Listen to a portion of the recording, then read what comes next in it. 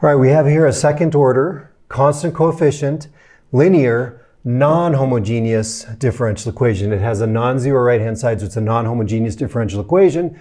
And we will tackle it using the method of undetermined coefficients. So the first thing we need for this method is we do need the homogeneous solution. So the corresponding homogeneous solution, that's the solution to y double prime minus 3y prime minus 4y equals 0.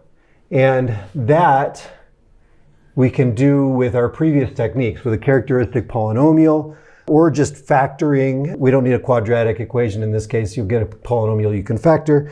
But you will see that the general solution is c1 e to the 4t plus c2 e to the minus t.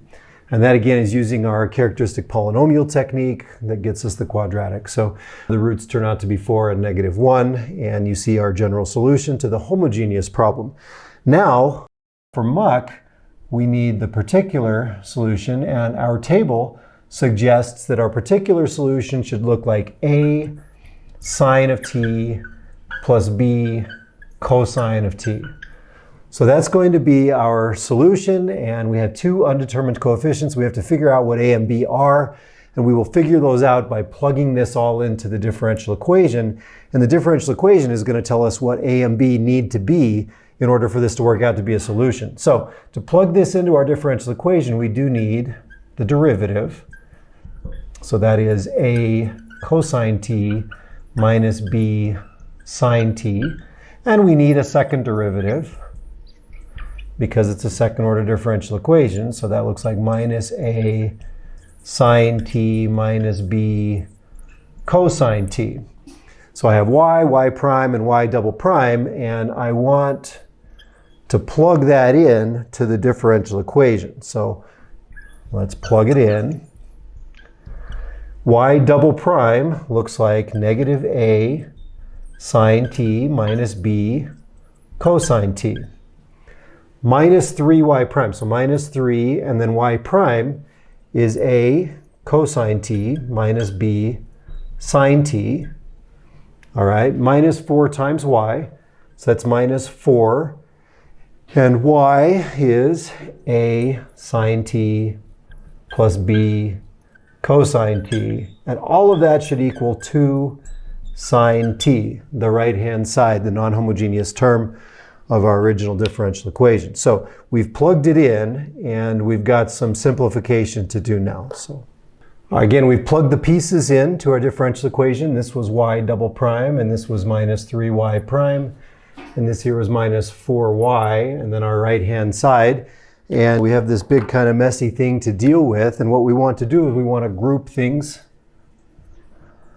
appropriately. So group it by sines and cosines. So let me count my sines. I've got a negative A times the sine of t. Here I've got a plus 3b times the sine of t. And here I've got a negative 4a. So all of that times sine of t. And then for cosine of t, it looks like I have a negative b and a negative 3a and a negative 4b times the cosine of t, and again, that should still equal the 2 sine of t. And from the grouping, I'm going to match coefficients. What does that mean, to match coefficients? I have this coefficient on sine of t on the left, and I have a 2 as my coefficient of sine of t on the right. I have this coefficient of the cosine of t on the left, and a 0 times the cosine of t on the right. If you want to think of it like that, that's the coefficient that will match to. So those matching coefficients is going to give us a couple of equations. This looks like a negative 5a plus 3b is the coefficient of the sine function, so that should equal 2. And it looks like a negative 3a minus 5b should be a 0. So I have two equations and two unknowns here. I'm going to take the second equation and solve it. It looks like A equals negative 5/3 b. Right, put the b on the other side and divide through by 3. So let's take that value for A and let's plug that in to that top equation. So negative 5 times a, and a is negative 5b over 3 plus 3b should equal 2. I don't like fractions, and neither do you, so let's multiply everything through by a 3. That gives me 25b plus 9b equals 6, so that's 34b equals 6. So b equals 6 over 34, or 3 over 17. So I found one of my undetermined coefficients. It's 3/17. Unfortunately, messy fractions are almost always part of the deal with muck. This is just how it works out. So 3/17, and that means if b is 3/17, a is negative 5/3 times b, so a is a negative 5/17. So I've got a and b. How does this all come together now? In the end, we have our general solution of our non-homogeneous differential equation was C1 e to the 4t plus C2 e to the minus t. Remember, that was the homogeneous solution. And then what we just found was the solution for muck, the particular solution, and that was a sine t. So a is negative 5/17 plus b cosine t, and b was positive 3/17.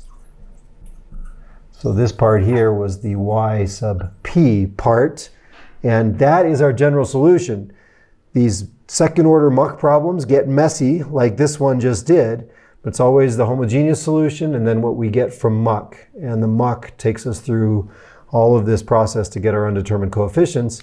Once we have them, we know the form for our solution. It was a sine t plus b cosine t. So we just put it in, and there's our general solution. If we had initial conditions, we would have to plug those in and get C1 and C2, which is another step of messiness to it. But we're going to leave it there for this problem.